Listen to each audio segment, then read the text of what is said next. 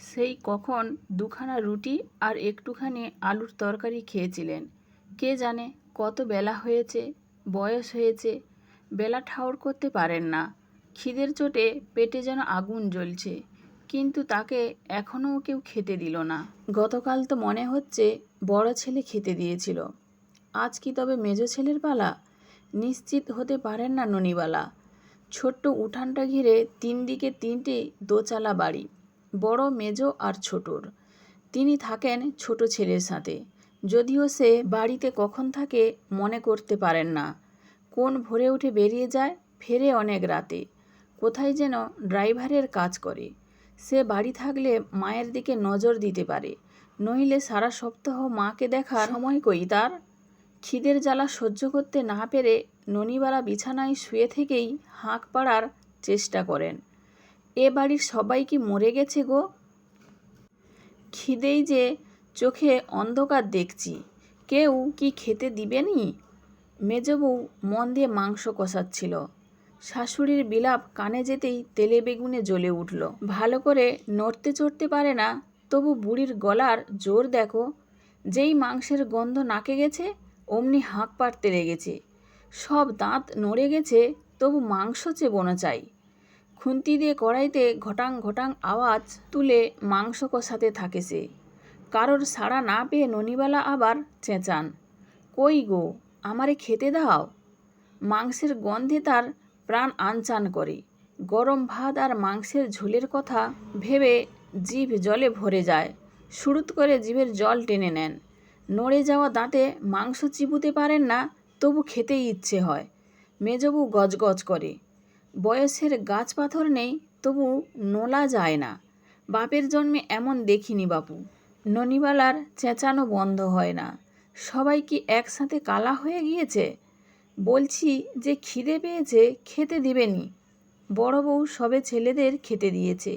শাশুড়ির গলা শুনে চেঁচিয়ে উঠল, একটু সবুর করতে পারো না তুমি? এত চেঁচাও কেন? দিচ্ছি, খেতে দিচ্ছি। চুপ করে বসো দেখিনি। বসেই তো আছেন, চলাফেরা করতে কষ্ট হয় খুব। বেশিরভাগ সময় শুয়েই থাকেন। এখন ঘরের দাওয়াতে মাদুর পেতে শুয়ে আছেন। খিদে সয়ে নিতে নিতে তার মনে পড়ে ফেলে আসা দিনগুলো।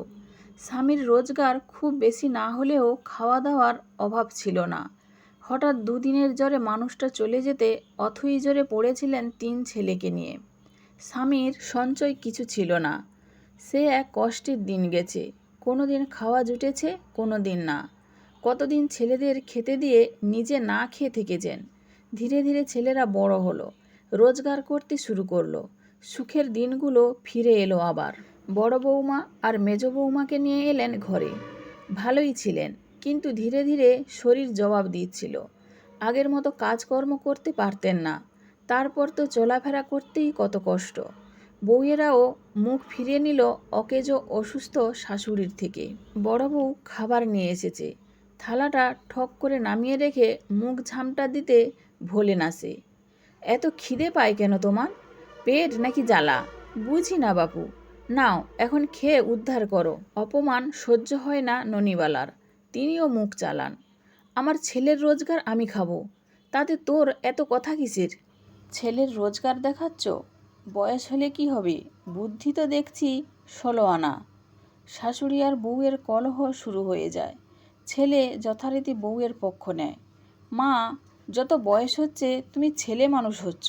পার্বতী দিচ্ছিল তো খেতে, একটু তর্স হয় না? ছেলের ধমক খেয়ে ননিবালা মিইয়ে যান। না রে বাবা, বড় খিদে পেয়েছে, তাই বলছিলুম। খিদে তোমার একার নয়, সবারই পেয়েছে, তাই বলে এভাবে চেল্লায় কেউ? চুপ করে যান ননিবালা। খাবারের গন্ধে খিদেটা আরও চাগাড় দিয়েছে। গরম ভাতে মাংসের ঝোল মাখিয়ে গ্রাস মুখে পুরেন, যেন অমৃত। এক সকালে ননিবালা বিস্ময়ের চরম সীমায় পৌঁছে যান। এমন অদ্ভুত কাণ্ড ঘটেছে আজ। ছোট ছেলে গোপাল বাড়ি ফিরেছে অসময়ে। একা ফেরেনি, সঙ্গে সুন্দরপানা একটা মেয়েকে নিয়ে এসেছে। মেয়েটাকে নাকি মন্দিরে বিয়ে করে এনেছে। ওটা গোপালের বউ। তাহলে এখন থেকে গোপালও পর হলো। লাল শাড়ির ঘুমটা খুলে ফেলে কোমরে আঁচল গুঁজেছে মেনকা। ঘর দরের যা অবস্থা, ওকেই সব ঠিক করতে হবে।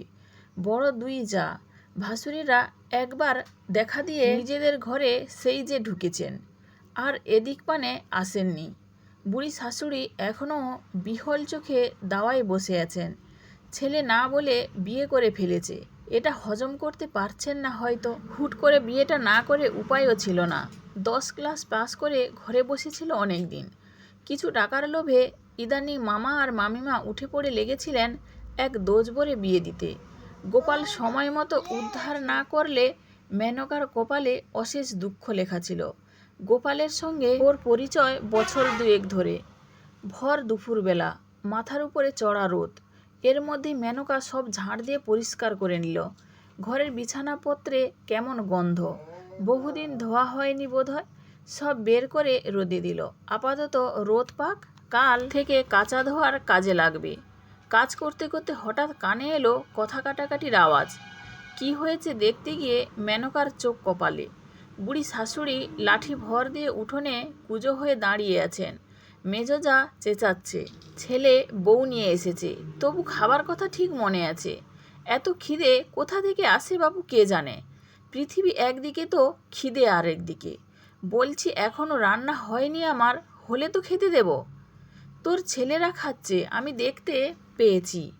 কেন মিছে কথা বলছিস? চোখে নাকি কিছু দেখতে পাও না? এখন ঠিক দেখে নিয়েছ, নাতিরা খাচ্ছে। ধন্যি ধন্যি তোমাকে। যাও, একটু পরে খেতে দিচ্ছি। এক্ষুনি দে, খিদে পেয়েছে। খিদে খিদে খিদে, মরো গিয়ে তুমি। মেনকা হতভম্ব হয়ে দাঁড়িয়েছিল। গোপাল কখন এসে দাঁড়িয়েছিল পাশে, বলল, অবাক হলে নাকি?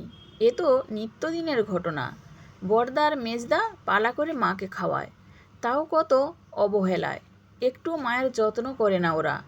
নেউমুখ হারাম। তুমি করো? মেনকা ঘুরে তাকিয়েছে। কি? গোপাল হকচকিয়ে গেছে। মায়ের যত্ন? গোপাল আমতা আমতা করে বলল, আমি তো ঘরেই থাকি না। মেনকা জবাব দিল না। নিজের বুড়ি দিদিমার কথা মনে পড়ছে ওর। মামিরা বড্ড কষ্ট দেয় দিদিমাকে। আস্তে আস্তে শাশুড়ি মায়ের পাশে গিয়ে দাঁড়ালো সে। মৃদু গলায় মেজোজাকে বলল, আজ থেকে তোমাদের আর ওনাকে খেতে দিতে হবে না দিদি। আমরা যা খাবো মাও তাই খাবেন আমাদের সাথে। মেজোজা বোধহয় এতটা আশা করেনি। প্রথমে সে থমকে গেল, তারপর বলল, এসেই যে বড় বড় কথা শোনাচ্ছ। এতদিন কিন্তু আমরাই খেতে দিয়েছি।